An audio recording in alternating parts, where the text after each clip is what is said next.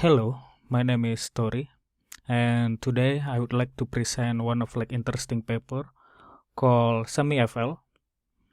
So this is semi-supervised federated learning for unlabeled client with alternate training. So this paper is presented in NeurIPS in 2022. So we will cover the introduction part.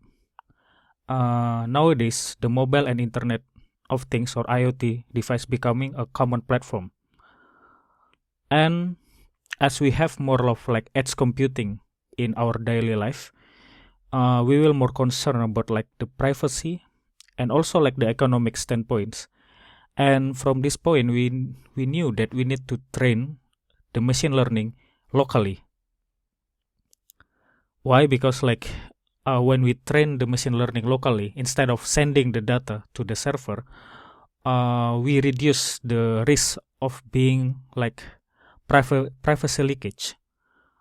And one of the common thing or the common method that rising to handle this privacy issue is federated learning.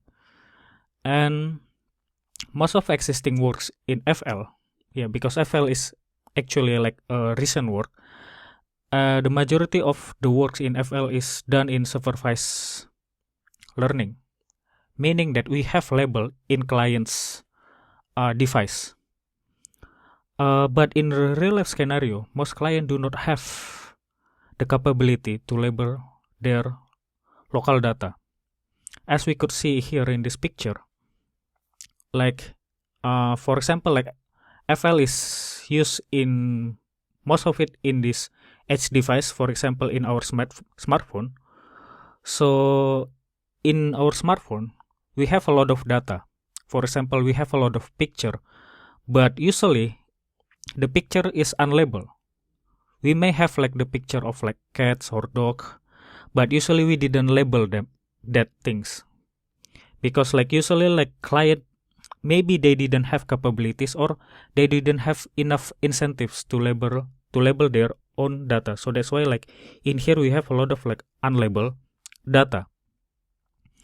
And in this FL scenario, we could see in the server or in the cloud, we could say that they have several data. Usually this is public data, and because the data is reside in the server, the company could hire this expert. So the expert usually do the annotation job. So in the real life scenario, we could see clients or in the edge device, we usually didn't have any label data because usually clients didn't have time or didn't have capabilities to label their own data. But in the server, we have labeled data because in the server, the company could hire the expert to do the labeling, and the data usually is public, and so it is limited. And most of the data usually reside in this FL settings or in this edge device. So that's why in this real life scenario, the majority of the data usually unlabeled in this thing. So it raises this question, here, how a server that hosts a labeled dataset can leverage clients with unlabeled data for supervised learning tasks in the federated setting. So this is the question that the author in this paper tried to answer. As I mentioned before, the data in the clients is very huge amount of data, but sadly, it is we cannot expect the data to be labeled. So we go to the worst case scenario where we have unlabeled data in this clients, and we only have a small portion of labeled data set in the server. So this is the thing that the question the author tried to achieve in this work. And to handle this problem, to overcome this problem, this paper proposed a new FL framework. They call it semi-FL, semi-supervised federated learning. And this paper also mentioned by just combining SSL, semi-supervised learning with FL methods, it's not enough. So it's basically pose some significant challenge. So by just combining, like, because like semi-supervised learning in centralized is already mature enough, like a lot of work already done in here. But if we only like combining in this FL with the existing FL method, for example, like fed average, usually it's not enough. So it's not enough, and usually like it reduce some of capability of the SSL or the FL methods. And in here they mention about communication efficient. Later we will see what it means. Like basically it says like by just combining SSL with these FL methods, usually we end up with this non-efficient solution. Meaning that if we go back again to here, like in the FL, like we didn't send the data to the server. I think most of us already knew the FL technique, but we send the model, right? So basically it's like we want to reduce the communication from these clients to this server. So if we have a lot of communication back and forth from client to server, it will make the communication costs become really, really high. So the bandwidth, like the internet connection that needs to handle this connection back and forth from the client to the server. So that's what the author mentioned in this introduction. So by just simply combining the existing SSL method in the centralized with this FL method, usually we end up not in this communication efficient method. So that's why like they propose the semi-FL. So it is like SSL method, but not just combining them. They pay attention to this communication costs from their method. And their contribution in here is like, they propose a novel framework, semi-FL. And also like they develop theoretical analysis of why strong data augmentation is very, very crucial in this SSL method. So they also mention several related works that heavily use this data augmentation and why it's useful to use data augmentation for SSL. So they also provide the theorem in here.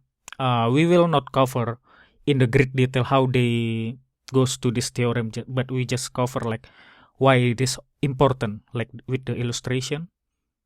But if you want to know, you could read the appendix of this paper. And also like they propose the first communication efficient SSFL method, semi-supervised federated learning methods. As I mentioned before, like the majority of work is just combining them from the centralized to the FL methods, and by just combining them, they end up with this inefficiency in this communication costs. And in here, they didn't just combining them, but they pay attention to this communication efficiency. This is like the important part of their work.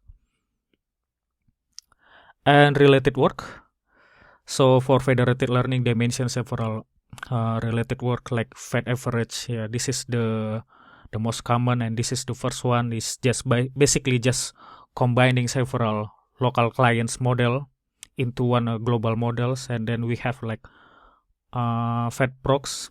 They have like proximal regularization against global weights. So it's basically means like when they do like local training, they add additional term to the loss function. So it means like when they do training, the local model didn't fall too much to this global weights. So they add regularization to the global weights. So it's not deviates too much to this global or the aggregates of the global model. And then FedOp, it's also common. Like it's basically is federated version of adaptive optimizer. So it could improve the performance, overall performance over the standard fed average. And also like in the centralized semi-supervised learning, basically I think most of you already knew like semi-supervised learning is like we learn from partially labeled data. So we have the data that we have is separate into two, like we have like label and unlabeled. So by just learning from this labeled data, usually this is like very small portion of the whole data set. We could generalize over this unlabeled data, so it could still perform good to this unlabeled data. And the majority of the works, the most common one is like using pseudo label technique. So it's basically like we train the model.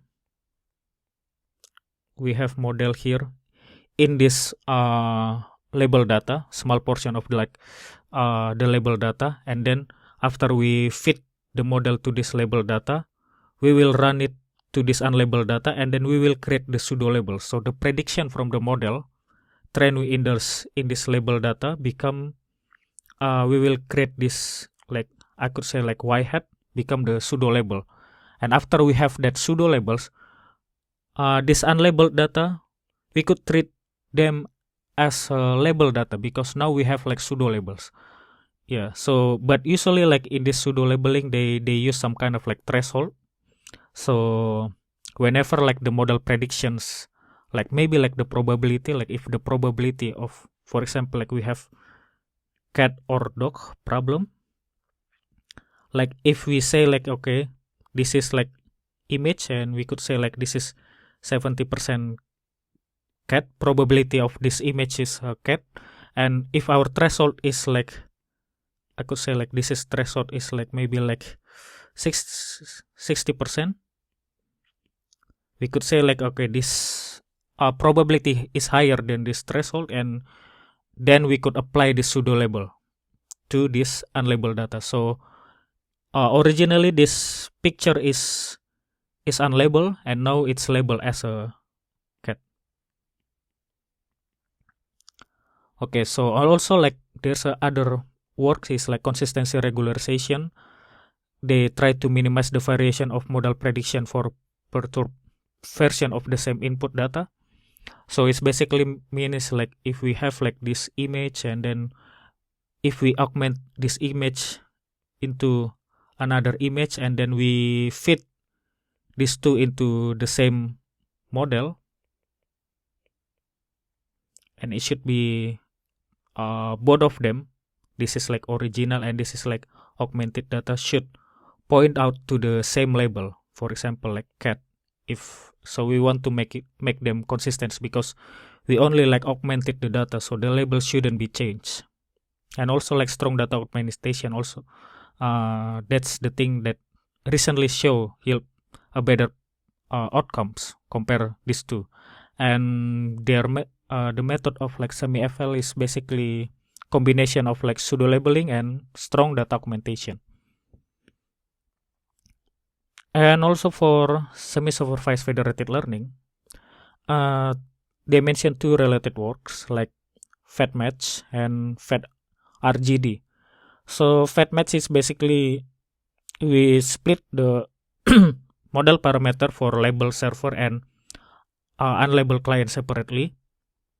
They split, so basically they split the model parameter, and FedRGD is like they train and aggregates the model parameter of the label server and unlabeled clients in parallel with group-wise reweights. Okay, so now we get into the method part. So before we dive into their algorithm, here's some we will take a look at what is the problem and the notation used in this paper. So the dataset or D consists of X and Y. So X is like feature vector and Y is label, like one hot encoding labels. And with the number of sample is N. And for the semi-supervised learning, as I mentioned before, we have two dataset, like supervised dataset. As we could see, like they have ground truth label in here. This is the ground truth label, and then we have like unsupervised dataset. So we only have like feature vector here without the Y, without the label. And also, like as I mentioned before, like in this FL setting, our assumption is like the client didn't have labeled data, so unlabeled data is reside in the client. That's why like in the client they only have the XUM. U is unlabeled and M is like the index for the client. So from so the maximum or the total number of client is capital M. And also like label at data at server. So this is like the public data reside in the server where we could access to the expert to annotate the data. And as we could see, like XS and YS, the notation used for this label data at the server. And also like for model parameter, we use WS for the server, and WU and the index of the client from 1 until the M capital. This is like model parameters at the client. And yeah, as a standard communication efficient FL methods like fat average, they have the capability to train the model multiple epoch before aggregating the model. So basically it means like during the local training, the model will be trained into several epoch, not only one, like several epoch. And then after that, let's say like the local epoch is 5, and then after 5 epoch local training, then we will aggregate the model into the server. This is happen at the server. So this is the standard method, but yeah, the author mentioned like the existing SSFL method, like fixed match and that fat SGD. They didn't use this kind of like standard aggregation technique. So they use like batch-wise gradient aggregation. So what basically means is like the way that it aggregates is not after they finish one epoch. So it's basically they aggregate per batch. So yeah, we train the data in several batch of data. So in every batches, like the model will be sent to the server. So basically from client to server, like it will very huge amount of communication back and forth from the client to the server, because in the normal one we need to finish to train all of the batches from one epoch, and then after that we send the model to the client. And for the fat average, we could train the model for several or multiple local epoch. Let's say like we want to train our model, the total training that we want to achieve is like 50 epoch training. Sorry. Okay. 50 epoch. Okay. And if we allow the model to be, the local training to be done five times. Okay, sorry. So 5 local epoch. It basically means like we only need 10 communication round. Okay, because like if we require, like that's our limit, like 50 epoch for model training is our limit, then if we allow the local training happens in this client device 5 local epoch, it basically means like to achieve that 50 epoch of model training, we only need 10 communication round. Yeah, it makes sense, right? So, but what happened in this existing SSFL method is like, it's not only like we only train only one local epoch. Like if we only allow one local epoch, like we need 50 communication round, like compared to 10. but not only like 50, but we require more, because like in one epoch it's basically consists of several batches. Like let's say like uh our dataset or unlabeled dataset in the client, like maybe 5 batches. So we have 50 epoch that we need to do, and then times by 5, so it's already 250. So you could see like the difference is very huge different, like from 10 communication round if we allow 5 local epoch per client. Yeah, and then now we require 250 communication round, so it's very expensive, like the existing SSFL method. So that's why like they want to propose a new method that could allow this multiple local epoch like the standard FL methods. And before we got to how to solve the problem, the author also mentioned about like strong data augmentation, and why this strong data augmentation is helpful for the SSL method. So yeah, as I mentioned, like pseudo labeling is widely used, and I think it's very common. And but the problem with this pseudo labeling is because we train the initial model in this limited label data. That's why like during the initial training phase, usually the accuracy is quite low. Yeah, because like our label data is very limited.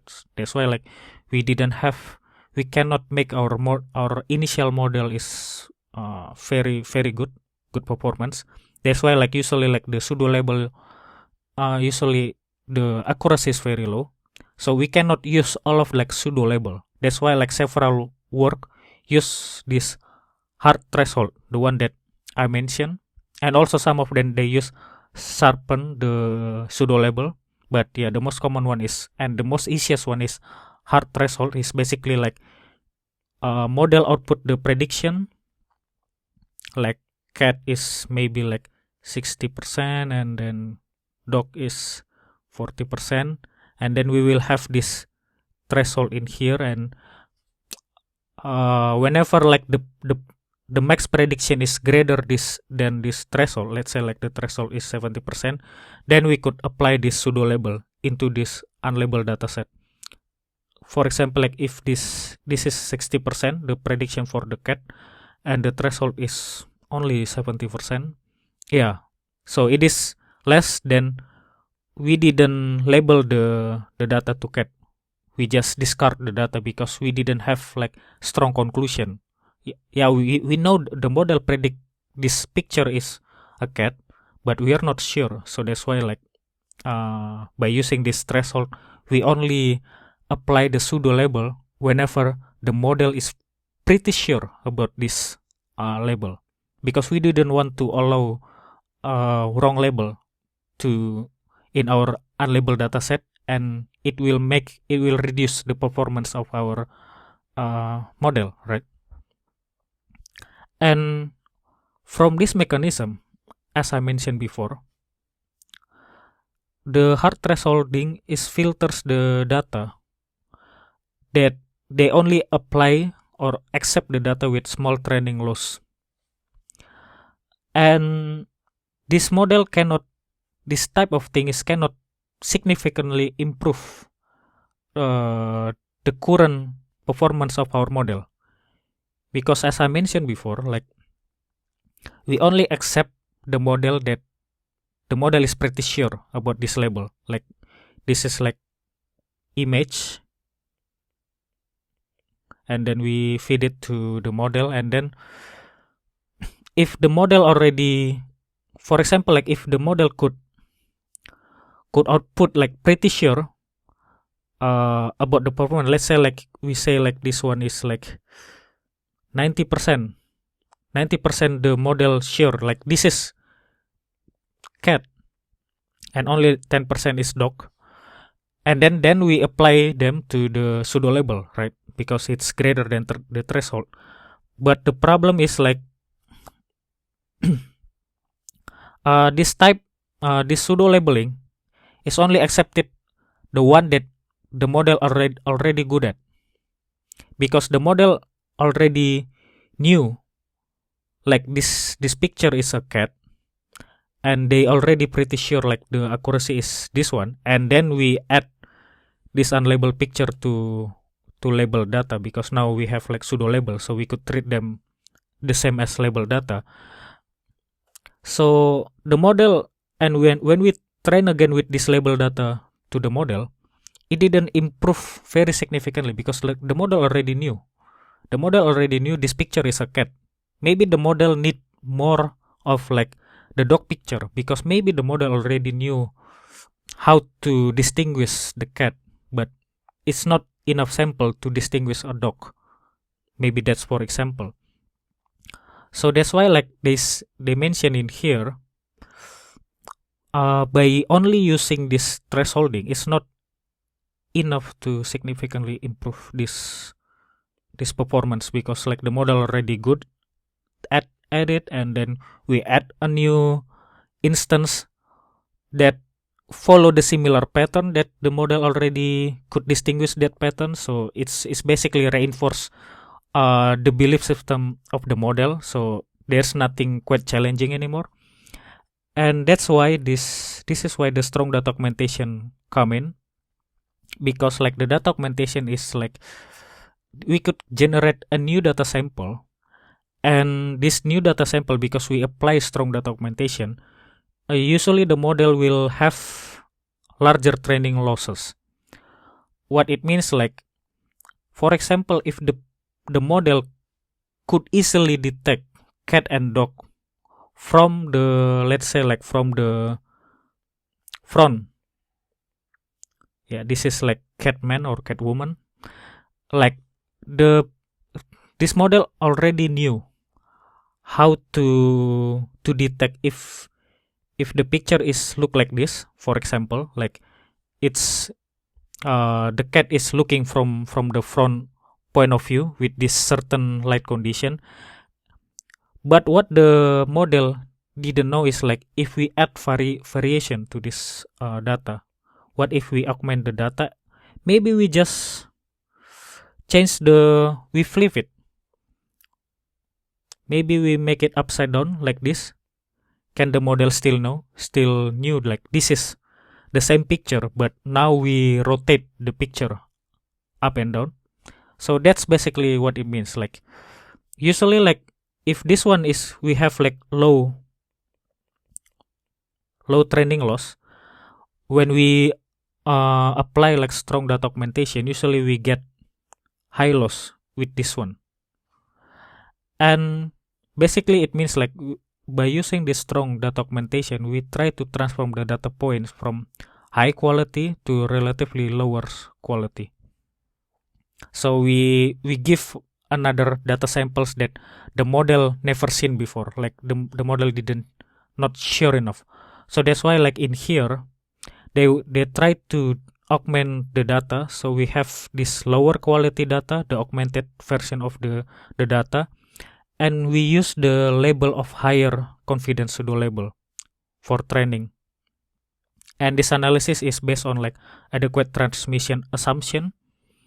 So basically like this assumption means like we want to make sure like by using this augmentation technique or that augmented data is already enough to cover a lot of variation in the real world. Like I mentioned, like several variation could be like different point of view, different illumination, and maybe that's for image, but let's say for the sound, like different, we added more noise like white noise, and also like maybe for the text we add misspelling or new phrases, a lot of things. So basically variation that usually like in the real life we see. So that's why like the model is not overfitting to certain condition, but into multiple variation. Okay, so this is like the theorem, like under suitable assumption we have like this SSL classifier trained on this unlabeled dataset, And the strong data augmentation technique has statistical response at order this. What basically it means is like usually if we have this unlabeled data and we have like this strong data augmentation under of course under certain assumption, we see like the statistical risk or statistical response is basically means like the expected loss, or like the bound, or like the limit, like it's basically say like there is a limit like how inaccurate of the classifier could be. So this is like the formula they give it, like it's basically like if we have NU is like the number of unlabeled data, the more we have unlabeled data, usually like the statistical response is getting lower, which is better because like the limit of the inaccuracy becomes smaller and smaller. So it means like our model is more capable enough. And also like they have like this parameter, it's very small, like this data dimension, Q is smoothness of conditional distribution function, is basically like how the Y change as we change the X, how the label is different as we change the X, the features, class separability or task difficulties, and inadequacy transmission. This is rho. So in here like we will although they mention several constant in here, but we will focus on the NU and then the rho here, because as we could see like the more unlabeled data we have, is basically we could reduce the statistical response. And also like the smaller, they also mention here, I think, they mention like smaller rho is better response, because like rho in here, like in this divided version of this equation. And moreover, like suppose we have this classifier only trained in label data, which is like NL is the label data and is only a fraction of unlabeled data. Usually like it is from 0 to 1, but usually it's much smaller, like maybe like 10% of the unlabeled data. Usually around that is much smaller than that. We could say is like the response of this unlabeled data is much smaller than classifier with labeled data. As long as if we have zeta here is in here. So it's basically means like as we could see here, if we have like good enough data augmentation, which is like here, so rho it means is like it's correlate to the data augmentation, because like in here is like inadequacy transmission. So as we have like more adequate transmission, it means like, as I mentioned before, as we have like augmentation technique that could cover a lot of variation, which means is like smaller rho, we could achieve a better performance. That's why like that's why like in here we could see like we need smaller value of rho, and it means it's like better variation from data augmentation. And also like the number of the data itself. So as we could see is like as long as its zeta is less than here, so as long as like if we have like the proportion of the unlabeled data is much bigger than the unlabeled data, in theory we could have a better classifier trained in this unlabeled data with pseudo labeling with the better data augmentation technique. So instead of only train with limited label data, we could achieve a better performance if we train it using pseudo label with a better data augmentation technique, and also like the number of unlabeled data is also big enough. So that's what it basically means. And also we could see here from this picture. So let's say like this is like the threshold, like I mentioned before. And as we could see here, using this threshold, we could get, this is the data that we are pretty sure, like this is, we are pretty sure like this is a cat and this is a dog. Okay, so the model already knew this type of variation. No problem for the model to distinguish between the cat and dog in this area. But the problem, what is in this area? We have this area that we are not sure, like if the data fall in here or in here, we are not sure whether this is cat or dog. And this is like, in theory, like this one is like optimal decision boundary. This is like the one that we want to achieve. So what data augmentation did is basically, as mentioned also in here, is like transmission. It's transmit the data to the lower quality. So this is like high quality region. We transmit the data to this region. This is like lower quality. That's why like here the red one is augmented data. We transmit the data from high quality region to the lower quality region. And we use the label from this higher quality. So because from here we know we already having pseudo label here. This is like dog pseudo label and this is like cat pseudo label. But we are not using the X in here, the original X, but we augmented the X into this augmentation form. So basically is we have like X and Y hat. This is like pseudo label. And then we will augmented the X in here. Let's say we have like X bar in here and with this still the same pseudo label. So from this technique, we could see basically is like we will use, when we train the model in the next round, we will use this for training. So we are not using this pseudo label pair, but we use this augmented version of it, because this X represent in here, because we transmit them to this lower region, lower quality region.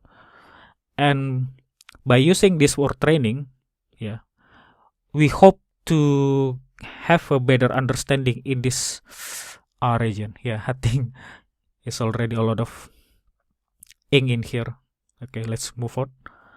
Okay, so that's about like the data augmentation part, and now we're talking about alternate training. As I mentioned previously, like an author also mentioned, like in the SSFL is like they basically perform the aggregation in the batch wise. So this is like the vanilla FL with SSL by just combining them together, because the majority of them is like they require create pseudo label in every batch. As we could see here, originally we only have X without label data, without Y. And then when we train the model, we will generate this pseudo labels. So now we have this,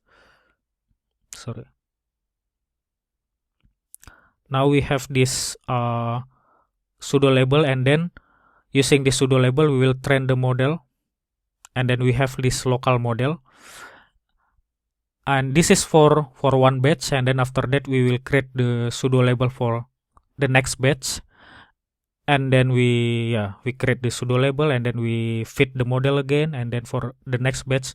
So as you could see like this, there is a looping, because the way we generate the pseudo labeling is every batch. So we take one batch, we create pseudo label, and then we train the model, and then after that, using this model, we take another batch, we will create the pseudo label, and then we train again. So that's why like a lot of looping in here. And if we allow them to have like a local training, multiple epoch in the local training, multi-epoch, usually like the quality of the pseudo label, we cannot guarantee it is improved, because like the model could be overfitting, because like the best case scenario is like whenever we train per batch, we should aggregate to the server. But if we postpone the aggregate and we just perform the looping, like I mentioned before, we just loop around in this local training, and then after we let's say like the local epoch is 5, after 5 epoch of doing this per batch, then we will aggregate this in parallel with the server model. So by the way, server also done training with their own data, label data. So the aggregate with server and client is done in parallel, and then we have this new global model. So usually like this, we are not sure about the quality of the model in here, because by postponing the aggregation, and with this one, we are not sure whether it's improved or not. But their proposed method is quite different, as we could see here. They didn't generate pseudo label per batch, but once for all. Like in the beginning, let's say like we already have like global model from previous round, and this is like the unlabeled data in each client, and then immediately for all of the data, not batch, all of the data, we will create the pseudo labels in here, and then from each of them we will train this local model. And then by doing this, we could, because this we already generate this pseudo labels data in this step, we could just retrain it again and again in here. We don't need to regenerate like this one, like looping around it like this one.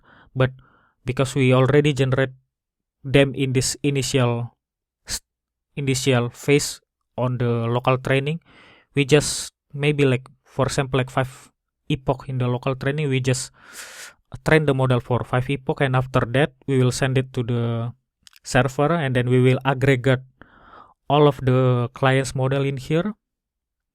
And from here, after we aggregate the client's model, then we will have fine-tune them with the server data. So in here, we will fine-tune the server with the label data in every round. So this is, by doing this fine-tune, we will make the quality of the model is increasing.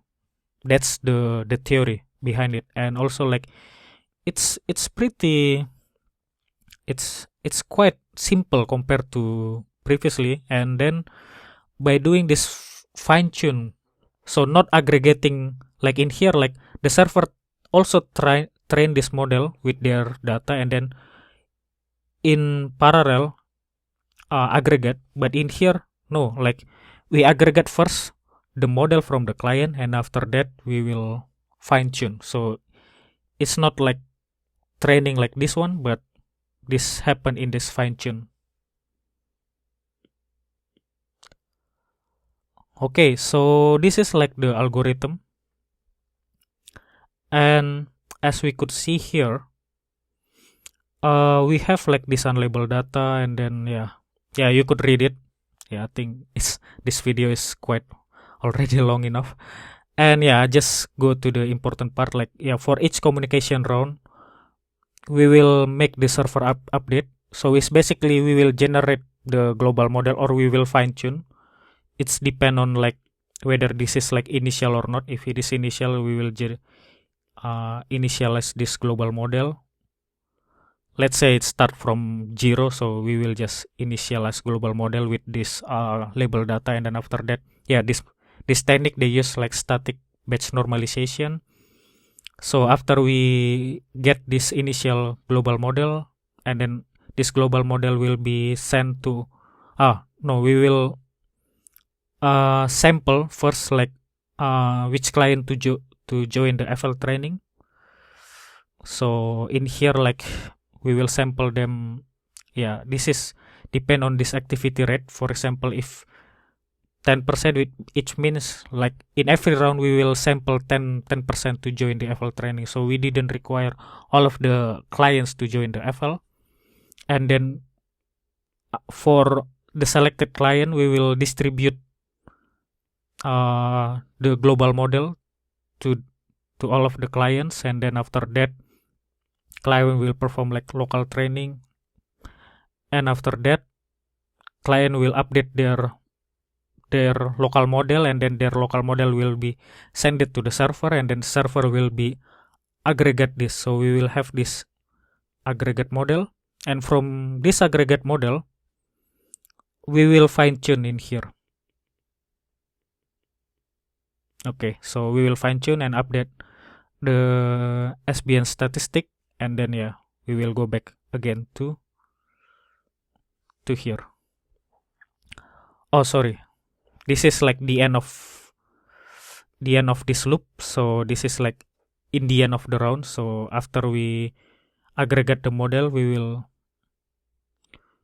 will go back again. We will go back again to this one. So initialize global model or fine tune them. It's quite simple. And this is like what happened in this server update. This is like standard, like it's basically supervised learning. Like we take the batch, and then after that we take the loss, and then we perform like gradient descent. Is basic, and this is the one that we are interested in this client update.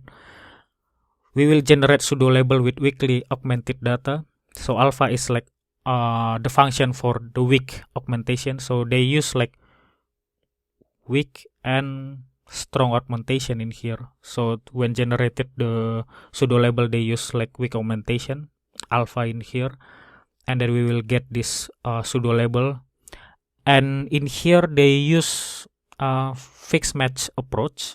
So they will create the fixed data set. It's basically means like the data set that is confidence enough. Like this is the threshold, like I mentioned before. Like it could be like maybe any prediction above 80% or 70%, something like that. We will consider them as data fix. And in here, if there is no pseudo label that above threshold, like this one, we will stop this local training, and then we will return. So that client didn't join the training, didn't join the aggregation. And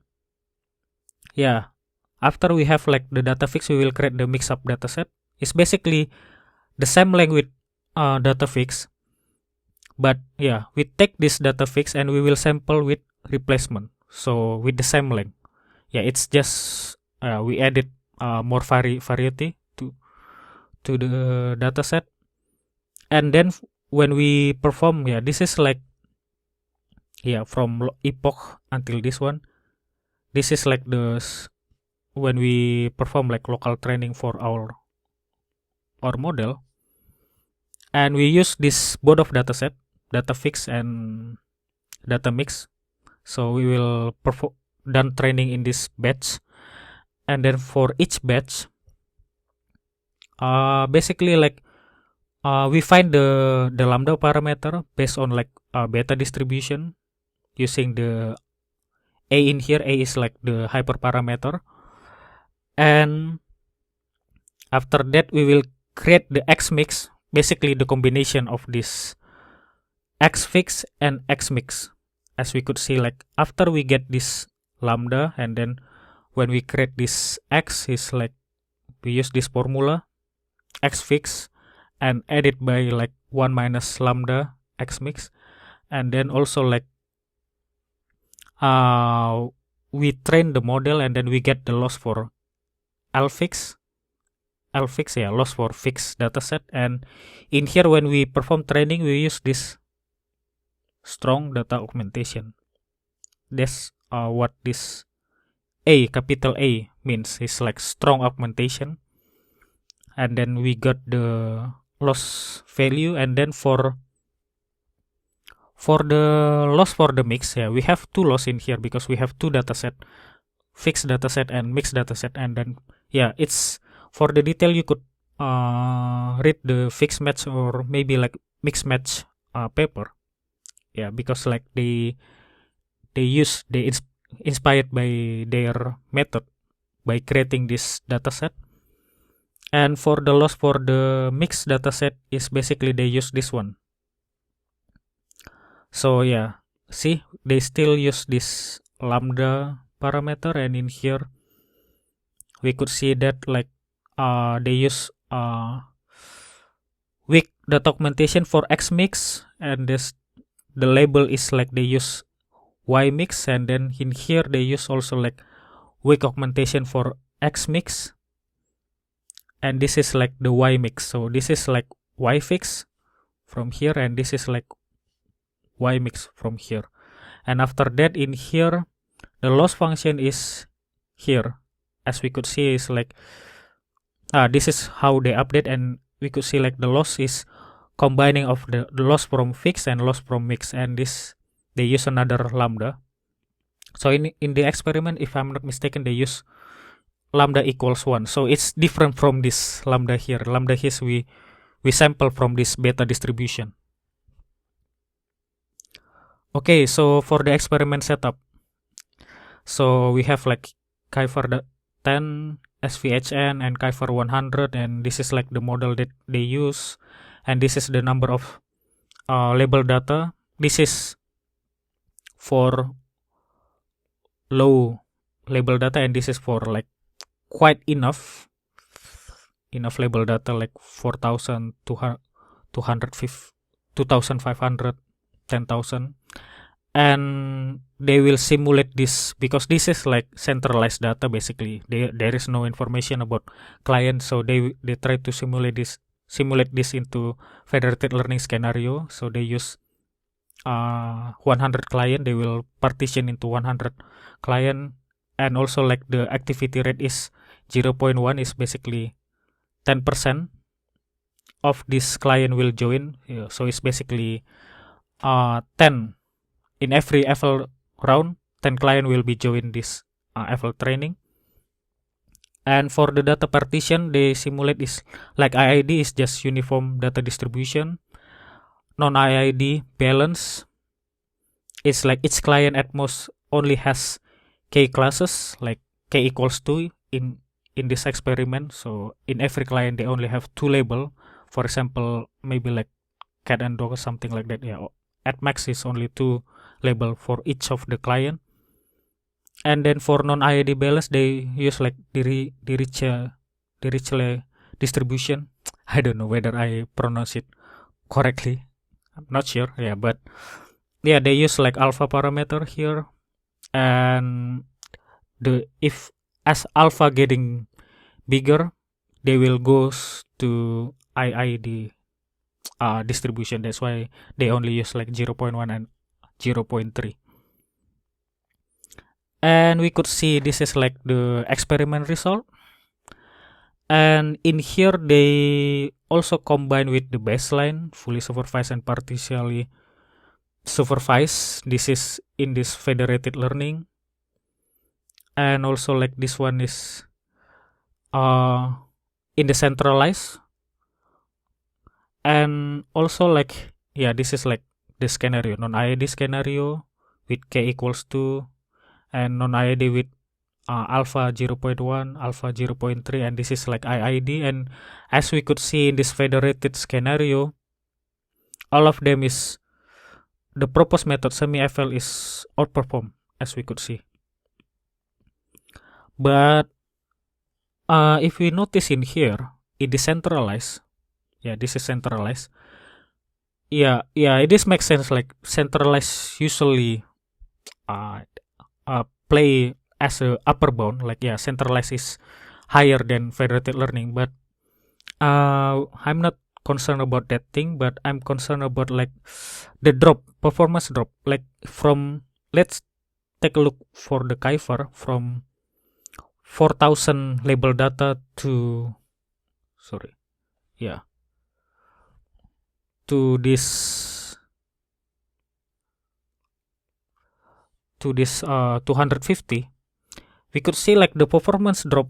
Let's say like fix match is the performance drop is only like 1%.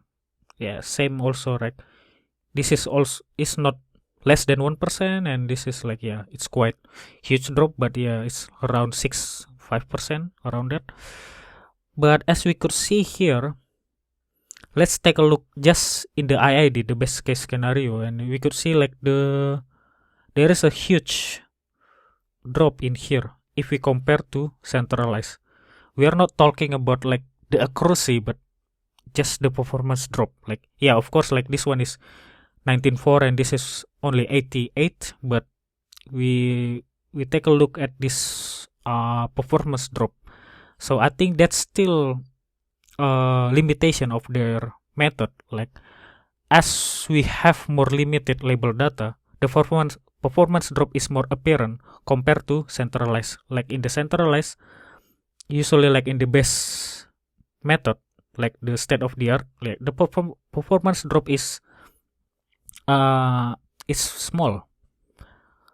And also like we could see here, the existing SSFL method like FedMatch and FedRGD even perform lower than the partially supervised.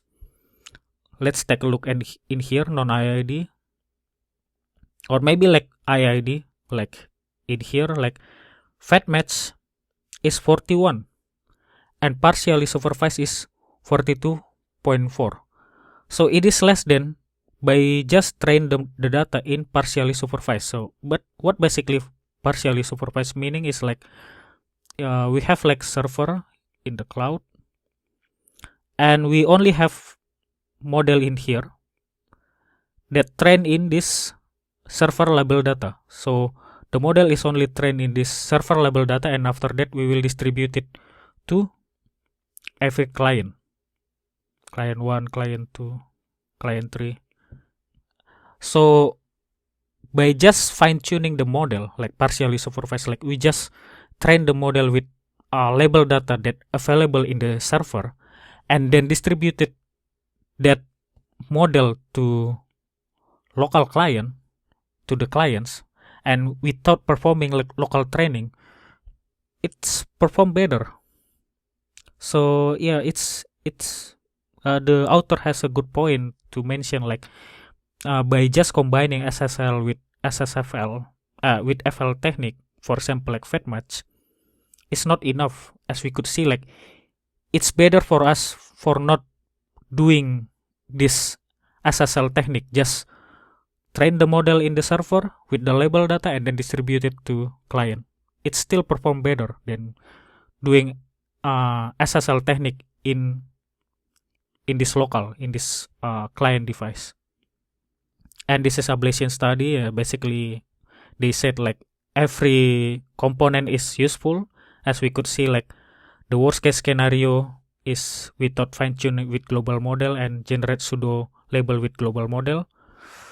And we could see like with these two component, when we omit one of them, we could see like the performance drop. And only when we using both of component, like fine tuning in the server data, and then we use alternate training, like then we could have a better performance. And also this is like the quality of pseudo labeling. Basically it means like they prove their technique will improve the pseudo label quality as the rounds increase. So as we could see, like the other variant is like around this one, so there is no noticeable improvement, but only like this technique, their technique fine tuned with, and also like using global model to create the pseudo label, then we could see like increase, and also like in the proportion, because like yeah, we could say like yeah, the performance is increased, but maybe they are not utilizing all of the unlabeled data, but as we could see here, they almost utilize almost 100%. Yeah, maybe around 80%, but yeah, I think it's good enough. And also like if we compare with other variant, yeah, it's still comparable. So it means like they produce a lot of pseudo label data above threshold, and also the quality of that is also good, like the accuracy. Yeah, this threshold accuracy is also good enough. So they generate more data with more confidence, like more accuracy in the pseudo label. And yeah, finally we reach to this end of slide. So yeah, this paper provide theoretical analysis of strong data augmentation. Like we didn't cover the math behind it. You could read this appendix. Maybe we need separate video for this to cover the formula, or like, yeah, how they reach to the theorem. I just mentioned the theorem, the end product, and also like they propose like new SSFL framework, SemiFL, and it claims like communication efficient because we could have like multi epoch when we do the training, and also like from the experimental result, it could outperform the baseline of the SSL method. So it's basically it's promising method, and also like from the experiment we could see like there is still future work need to be done, like how to reduce the, like in here, how to reduce the performance drop as the number of label data is reduced. So how to minimize the performance drop. Yeah, I think that's all. Sorry for this quite long video, and okay, and see you into next video. Thank you.